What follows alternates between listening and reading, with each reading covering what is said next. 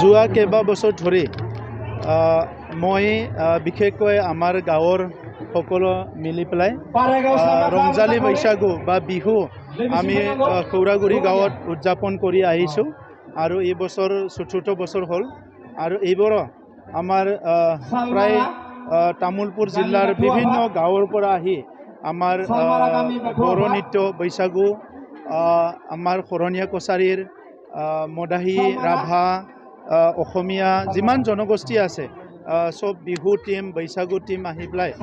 ইয়াত নৃত্য পৰিৱেশন কৰিছে আৰু বিভিন্ন বয়সৰ বিভিন্ন শ্ৰেণীৰ আমাৰ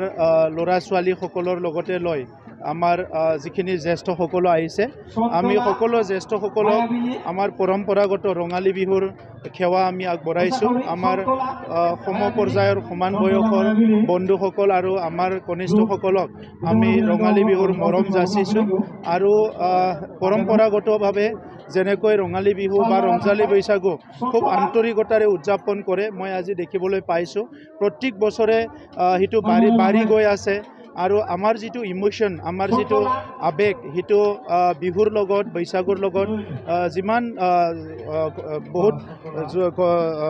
একদম ওচৰত যেনেকৈ এটা কটকটীয়া এটা সম্বন্ধ আছে সেইটো আৰু বেছিকৈ ষ্ট্ৰং হৈ গৈ আছে আৰু মই দেখি পেলাই খুব ভাল লাগিছে আজি বিশ্বখন বহুত আগুৱাই গ'ল এনেকুৱা সময়ত আমাৰ মানুহবিলাকে নিজৰ সংস্কৃতিটো ধৰি ৰাখিবৰ কাৰণে সকলো বয়সৰ সকলো শ্ৰেণীৰ সকলো জনগোষ্ঠীৰ ৰাইজ ওলাই আহিছে এইটো খুব ভাল লাগিছে মই আজি এই ৰঙালী বিহু উদযাপনৰ দ্বাৰা আমাৰ খৌৰাগুৰি গাঁৱৰ পৰা বড়োলেণ্ডবাসী অসমবাসী আৰু ভাৰতবাসীলৈ আমাৰ বিহু বৈশাগু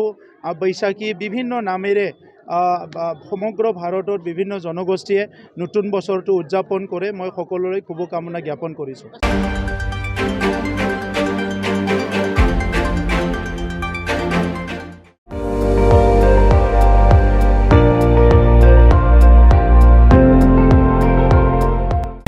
আপুনি চাই আছে ND24